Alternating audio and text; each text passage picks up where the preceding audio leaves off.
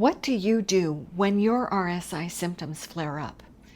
When that happens, it can feel like all the progress you've made in physical therapy and exercise is suddenly slipping away.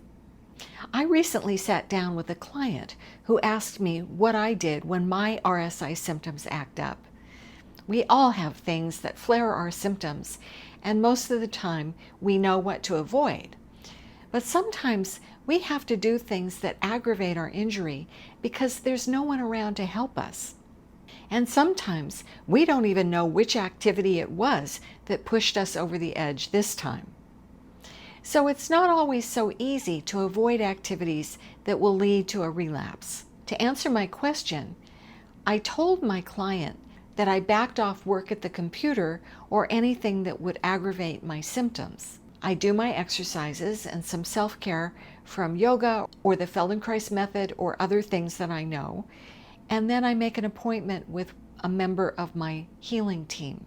I see a physical therapist, an acupuncturist, and an osteopath.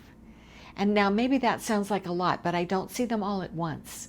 Over the years, I've learned the benefits of their particular approach. So depending on my symptoms, I go to the person who has the best history of helping with that specific problem. It took me a long time to find these people, but they are all very gifted in their own way. If one treatment doesn't get me out of the woods, I either make an appointment for a few days later, or I move on to the next practitioner.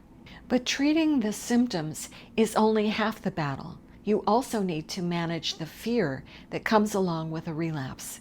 It can be very frightening when your symptoms act up because it's easy to think you're not going to get better this time.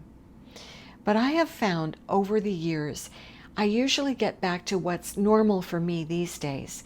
That's being mainly symptom and pain-free, doing normal activities. It was interesting to tell my client my process because it turns out he does pretty much the same thing as I do. And perhaps you do these things as well. But I wanted to share this question with you because I think it's really common for people with repetitive strain injury to go through these cycles of flaring up, calming down, or relapsing and rehabbing over and over again. As people with RSI, we need to have a strategy for dealing with relapses. If this is something you've been through, please share your experience or strategies in the comments below. That way, other people with RSI won't feel like they're the only person who has to deal with relapses. And be sure to watch the video that's coming up next or linked in the details below for more great information about RSI.